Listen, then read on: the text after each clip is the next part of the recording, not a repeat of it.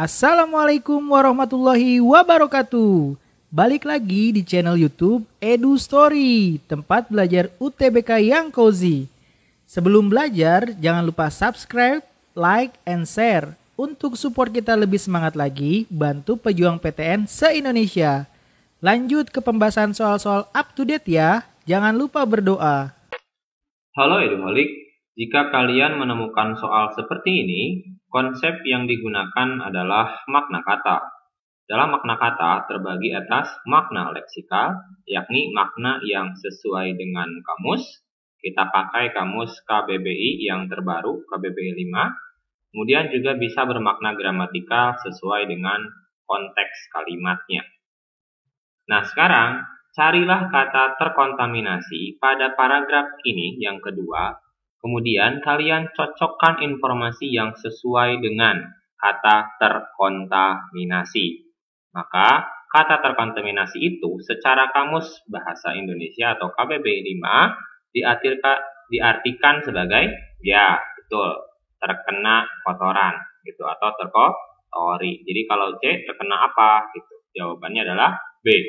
Sampai jumpa di pertanyaan selanjutnya.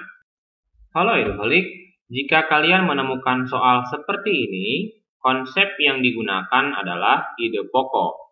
Ide pokok disebut juga ide utama atau gagasan pokok atau utama model soalnya. Yang dicari adalah apa yang dibicarakan dalam bacaan tersebut. Di sini kita diminta untuk mencari ide pokok pada paragraf yang kedua.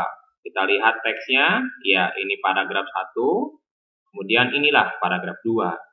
Untuk mencari ide pokok, kalian langkah pertamanya tentukan apa yang dibicarakan lewat kalimat utamanya. Bisa jadi di awal, kalimat 1 dibaca dulu. Gejala dan penularan flu Singapura berbeda dengan flu pada umumnya. Berarti ingin memunculkan apa itu gejala dan penularan flu Singapura. Mengapa berbeda? Kemudian, bila kebanyakan virus flu menyerang area pernapasan dan area lendir, serangan virus ini cenderung lebih muncul pada kulit. Jadi ini gejalanya dijelaskan. Kadang gejala, nah ini gejalanya ya. Kemudian bagaimana penularannya. Artinya, ini tidak hanya tentang tanda-tanda flu-nya, tapi ada kata kunci gejala dan penularan. Jadi jawabannya A terletak pada kalimat 1 sebagai kalimat utamanya. Sampai jumpa di pertanyaan selanjutnya.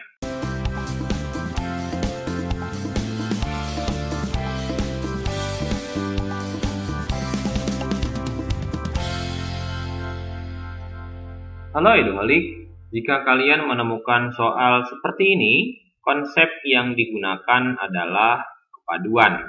Dalam kepaduan dibahas salah satunya bagaimana unsur koherensi berkaitan dengan isi informasi. Isi informasi tersebut bisa berupa pernyataan, bisa juga berupa pertanyaan. Jika pernyataan yang sesuai artinya pernyataan yang harus benar sesuai dengan isi bacaannya. Baik, sekarang kalian cocokkan informasi A, B, C, D, atau E dengan informasi teksnya secara cermat. Lihat A, seterusnya lihat ada pada kalimat berapa. Lihatlah kata kuncinya saja untuk memudahkannya. Jawabannya adalah B. Setelah kita baca, ada kata penularan. Proses menularnya virus flu Singapura itu melalui kontak langsung. Hal ini bisa kalian lihat pada paragraf kedua. Ini paragraf kedua dibaca bahwa ada proses penularannya di sini ya melalui interaksi langsung kebanyakannya gitu. Oke. Jadi bisa disesuaikan informasinya benar. Sampai jumpa di pertanyaan selanjutnya. Halo Eduholik, jika kalian menemukan soal hubungan antar paragraf, konsep yang digunakan adalah kepaduan. Khususnya bagaimana koherensi antar paragrafnya. Koherensi berbicara kesesuaian isi informasi. Artinya, kalian juga bisa kaitkan dengan apa yang dibicarakan dalam setiap paragrafnya. Paragraf pertama, lihat jenis bacaannya adalah menjelaskan bagaimana asal mula flu Singapura itu. Ya, jadi ini asal mula flu Singapura. Ya, flu Singapura sebagai ide utama atau isi informasi paragraf pertama. Sedangkan paragraf kedua lebih membahas penjelasan gejala dan penularan flu Singapura. Jadi, paragraf kedua membahas penjelasannya. Jadi, keterkaitannya, hubungannya artinya sama-sama penjelasan. Paragraf 2, penjelasan gejala dan penularan. Silakan dicermati dari opsi yang tersedia, mana yang mewakili informasi tersebut, hubungan yang sesuai. Ya, betul. Jawabannya adalah E. Menjelaskan asal mula flu Singapura. Paragraf kedua, penularannya bagaimana. Sampai jumpa di pertanyaan selanjutnya. Halo Eduholik, jika kalian menemukan soal seperti ini, konsep yang digunakan adalah kepaduan. Soal ini meminta kita untuk mencari kalimat yang tepat untuk melanjutkan paragraf yang kedua. Artinya, kalimat tersebut harus berkaitan dengan apa yang sudah dibahas pada paragraf kedua yang tentu berkaitan dengan paragraf sebelumnya. Kita ketahui dalam kepaduan itu terbangun atas kohesi, yakni bentuk bahasa yang digunakan bisa berupa konjungsi, ataupun koherensi yang kedua sebagai isi informasi yang terus berkaitan. Nah, sekarang kita lihat terlebih dahulu apa yang dibahas pada paragraf sebelumnya, yakni paragraf kedua. Paragraf kedua membahas gejala dan penularan flu Singapura berbeda dengan flu pada umumnya. Jadi ini ada pemunculan gejala dan penularan flu itu bagaimana ya, flu Singapura itu. Artinya ada hal yang menjadi penyebab mengapa bisa terjadi penularan. Dari sana ini ada cukup mudah dan seterusnya bisa melalui proses sentuhan kulit. Nah, artinya ini tidak jauh, nanti masih berkaitan dengan, masih berkaitan dengan penyebab. Nah, kata kuncinya masih berkaitan dengan penyebab. Penyebab lainnya apa? Begitu. Artinya kita lihat jawaban yang tersedia, jawabannya adalah betul yang D. Penularan lainnya dapat terjadi melalui droplet. Nah, droplet itu kayak percikan setelah flu. Nah, jadi ini bahasan selanjutnya setelah paragraf kedua. Sampai jumpa di pertanyaan selanjutnya. Halo Eduholik, jika kalian menemukan soal seperti ini, konsep yang digunakan adalah kepaduan. Dalam kepaduan dibahas salah satunya bagaimana soal koherensi, yakni kesesuaian isi informasi. Isi informasi tersebut bisa berupa yang sesuai, artinya benar dengan bacaan, ataupun yang tidak sesuai, artinya sengaja dibuat salah. Nah, yang diminta adalah pernyataan yang tepat atau sesuai.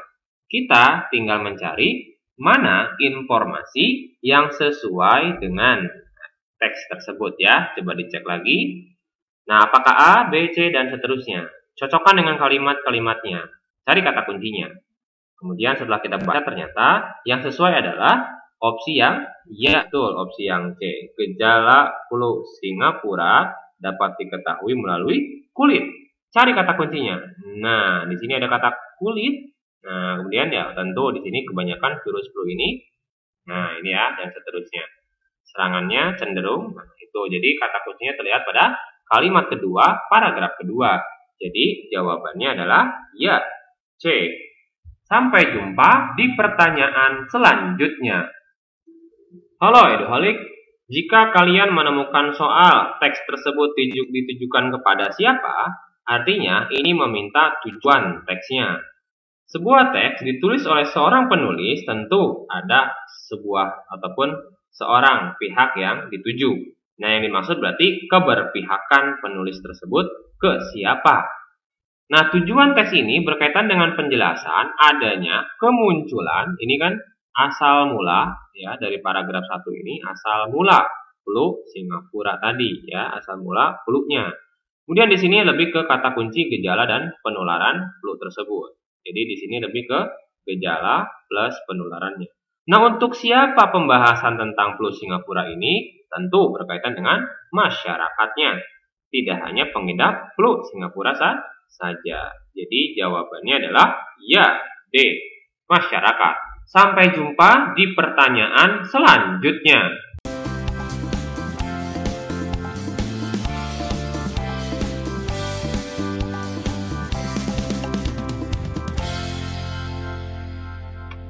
Halo Eduholik, Jika kalian menemukan soal pernyataan mana yang tidak sesuai dengan isi teks, konsep yang digunakan berkaitan dengan kepaduan.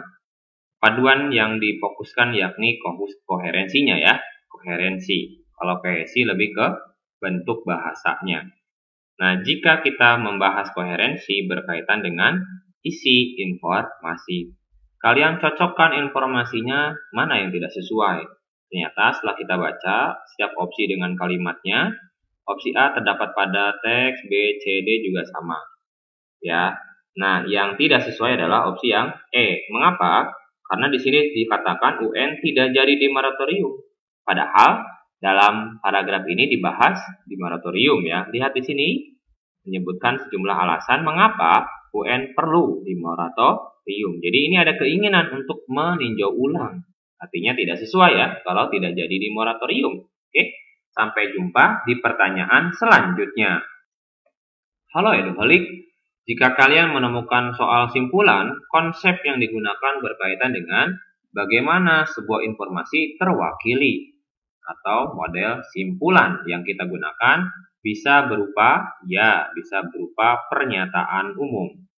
Pernyataan umum artinya mewakili isi informasinya.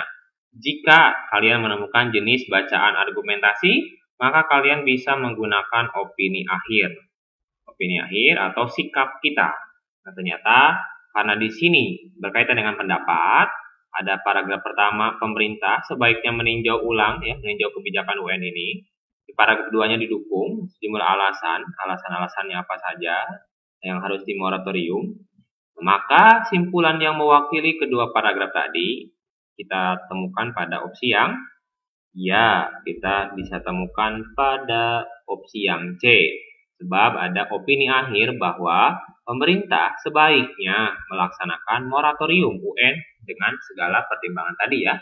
Sampai jumpa di pertanyaan selanjutnya. Halo Eduholik, jika kalian menemukan soal seperti ini, konsep yang digunakan adalah ya, ide pokok. Ide pokok juga bisa disebut ide utama atau gagasan pokok atau gagasan utama. Intinya kita diminta untuk mencari apa yang dibicarakan dalam teks ini. Yang diminta adalah mencari paragraf pertama apa gagasan utamanya. Langkahnya kita bisa menentukan, tentukan kalimat utamanya.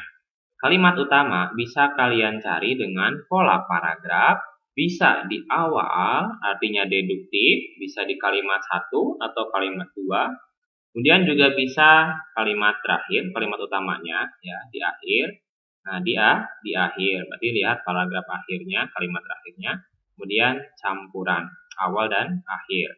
Dan juga nanti bisa tersebar di seluruh kalimat. Nah, setelah kita menentukan kalimat utamanya apa, pastikan informasinya sesuai. Jadi pastikan isi relevan dengan kalimat utama yang kalian temukan. Kita lihat paragraf pertama. Apa yang dibahas? Pemerintah sebaiknya meninjau kebijakan UN. Mengapa perlu ditinjau? Nah, kenapa harus ditinjau? Karena ada masalah di sini ya. Dan seterusnya masalahnya. Jadi kalimat utamanya terdapat pada kalimat pertama sebagai ide utama. Tinggal dicari mana yang mewakili kalimat pertama. Iya, A. Perlunya peninjauan ulang ujian nasional. Sampai jumpa di pertanyaan selanjutnya. Terima kasih sudah nonton full video ini. Tulis saran dan request soal yang kalian ingin bahas di kolom komentar. Salam Eduholik, salam pejuang PTN.